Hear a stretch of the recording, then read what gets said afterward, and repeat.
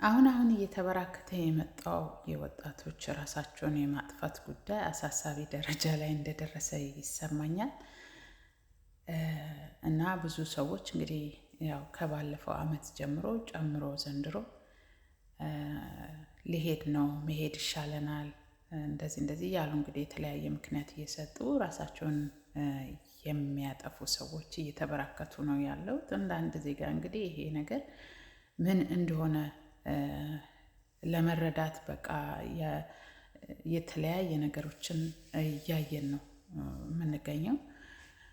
እና እኔም እንደ አንድ ዜጋ ይሄ ያሳስበኛል። ሰው ወጣት እናት ደረሰችልኝ በቃ ደረሰች በቃ ራሷን ቻለች በሚል ሰዓት ልጅቷ ራሷን አጥፍታ ወይም ወንዱ ራሱን አጥፍቶ ሲገኝ ያሳዝናል። እንደ አንድ እናት ህመሙ ከባድ ነው፣ በጣም ከባድ ነው። ምክንያቱም አንድ ኢትዮጵያዊ እናት ልጇን ለማሳደግ ብዙ ነገር ነው የምትከፍለው። ብዙ መስዋዕትነት፣ መመታት፣ መሽቋጠጥ፣ መሰደብ፣ መናቅ፣ ብዙ ነገር ሊደርስባት ይችላል። መራብ፣ መታረዝ፣ ብዙ ነገር ሊደርስባት ይችላል። እና እንደዛ ሆና ያሳደገችው ልጅ ምን ሆኖ ነው በሆነ ጊዜ ላይ ብድግ ብሎ ራሱን የሚያጠፋው? ምን ሆና ነው ራሷ የምታጠፋው ብለን ስናይ እንግዲህ አሁን ላይ እንደ ፋሽን ልሄድ ነው፣ ልሞት ነው፣ ደህና ሁኑልኝ፣ ይቅር በሉኝ፣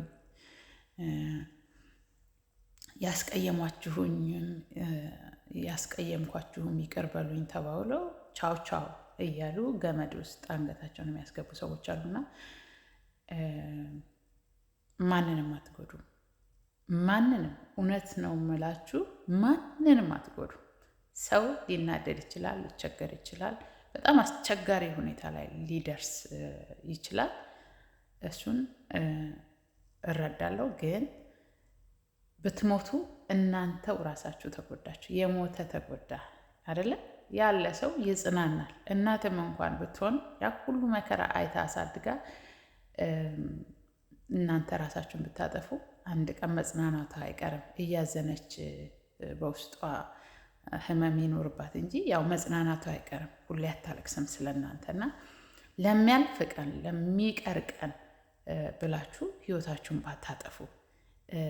ህይወቷን ያጠፋች ወይ ህይወቱን ያጠፋ ወንድ ነፍስ ይመር፣ እግዚአብሔር በአጸደ ገነት አያኖረውም። ነፍስ እኮ እናንተ ውስጥ ያለችው ነፍስ የእግዚአብሔር እስትንፋስ ናት። እሷን ሲጣርጋችሁ ገላችሁ እግዚአብሔር ነፍስ ይማር የሚባል ታሪክ የለም። አይሰራም እንደዚህ አይነት ነገር እና ራሳችሁ ናችሁ ነፍሳችሁን ያቋርጣችኋት። እግዚአብሔር አልገደላችሁም። እግዚአብሔር ኑ ብሎ አልጠራችሁም። በዚህ ነው መጥፊያዬ ምናምን አትበሉ። ራሳችሁን እያጠፋችሁ በዚህ ነው መጥፊያ አትበሉ። ራሳችሁን ነው የምትጎዱት። ወጣቶች ቆም ብላችሁ አስቡ። ችግር ይፈጠራል መቼም ቢሆን። እዚህ ዓለም ላይ በጣም ስኬታማ የሆነ ሰው ችግር ውስጥ ሳያልፍ ቀርቶ አይደለም ስኬታማ የሆነ፣ ግን ችግሩን እየተማረበት እያለፈው እያመመው እያለፈው ነው እንደዚህ ስኬታማ ለመሆን የበቃው ማለት ነው። እናንተ የራሳችሁ አይደላችሁም። የራሱ የሆነ ሰው እኮ ነው ራሱን የሚያጠፋው። እናንተ የራሳችሁ አይደላችሁም። እናንተ የእግዚአብሔር ናችሁ። የእግዚአብሔርን ደግሞ በእጃችሁ እንዴት ታጠፋላችሁ? ነፍሳችሁ እንዴት ታጠፋላችሁ? ግርም ይለኛል እኔ ማለት ነው።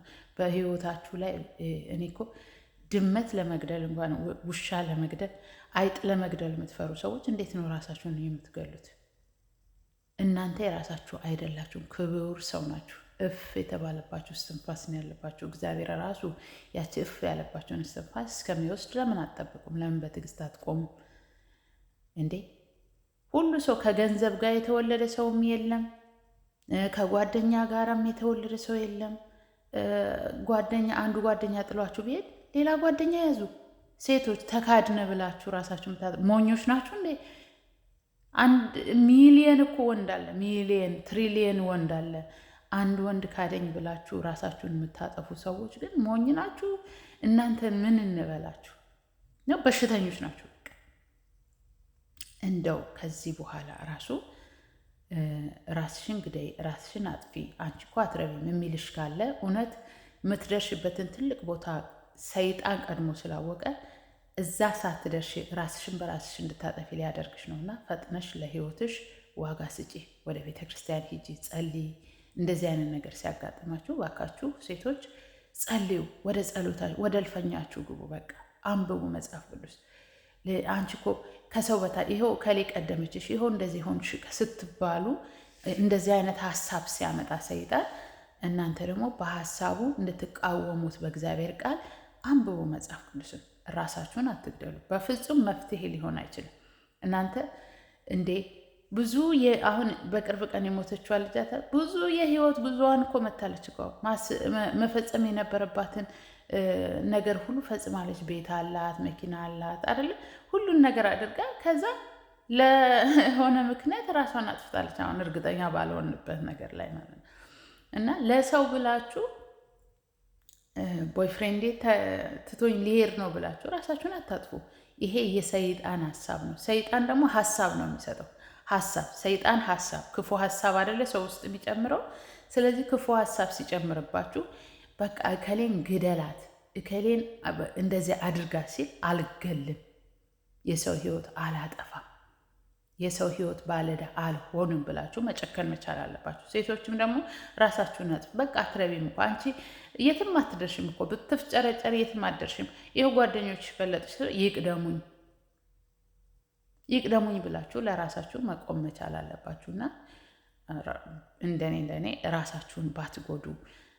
እዚህ ድረስ መታችሁ ዋጋ የተከፈለባችሁ ሰዎች ናቸው። እግዚአብሔር ዋጋ ከፍሎባችኋል። እናትና አባቶቻችሁ ደግሞ ዋጋ ከፍለውባችኋል። እህት ወንድሞቻችሁ እዚህ እንድትደርሱ ዋጋ የተከፈለባችሁ ሰዎች ናቸው። ምንም እንኳን ስኬታማ ባትሆኑ እንኳን የሚቀጥለው አመት ደግሞ ሌላ አመት ስለሆነ ስኬታማ የምትሆኑበት ዘመን ስለሚመጣ ታገሱ።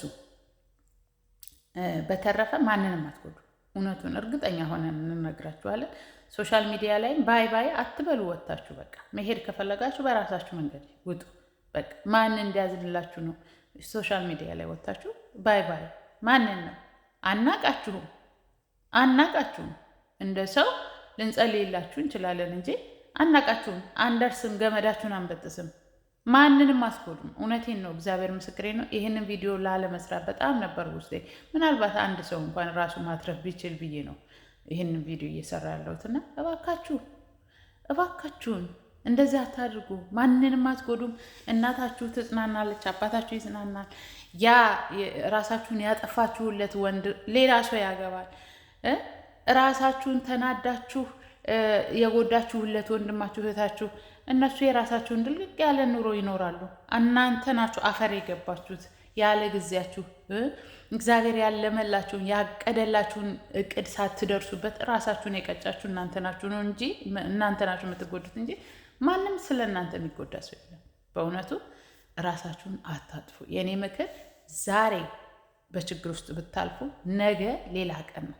ማንም በችግር ውስጥ ሳያልፍ እዚህ የደረሰ ሰው የለም እና እንደዚህ በጣም እንግዲህ መጥቼ ልመክራችሁ የቻልኩት አሳሰበኝ። እንደው ማለት እኔ የሚጎዳ ነገር ባይኖርም ነገር ግን የትውልዱ ምን እየነካው ነው? በቃ ሰይጣን እየመከረው ሰይጣን ሹክ እያለው ራስሽን አጥፊ፣ በቃ ከሱ በኋላ ራስሽን አጥፊ ስለሚል ነው። ሁለተኛ እኔ የምለው ነገር የሰው ልጅ አንደበቱን እላው ላይ በክፉ ቃል መክፈት የለበትም አይደለ? እያየን ነው። እኔ እሱን ካጣሁ ራሴን አጠፋለሁ ያሉ ሰዎች ራሳቸውን አጥፍተው አይተናል። ስለዚህ እባካችሁ ከእንደዚህ አይነት መጥፎ ነገር ራሳችሁ ላይ ከመናገር ተቆጠቡ እላለሁ። መልካም ጊዜ። ይሄ ምክር እንደሚጠቅማችሁ እና እንደምትጠቀሙበት እርግጠኛ ነኝ። መልካም